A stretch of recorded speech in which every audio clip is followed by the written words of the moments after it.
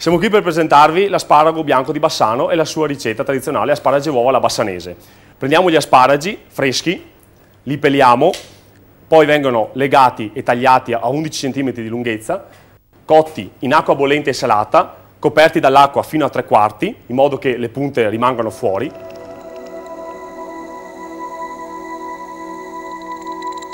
Poi vengono passati, una volta cotti, in uno straccio da passare di cottura.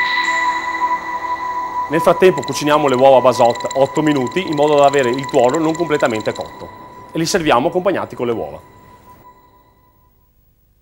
Oltre alle ricette classiche, asparagi e uova e risotto agli asparagi bassanesi, abbiamo anche un'altra ricetta da proporvi, che sono gli asparagi marinati da abbinare agli antipasti.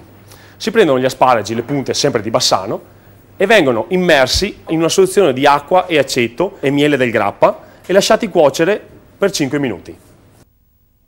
Questi sono i nostri risultati. Abbiamo gli asparagi al miele del grappa, gli asparagi al finocchietto, al cabernet, asparagi da insalata e asparagi da far fritti. E adesso buon appetito a tutti!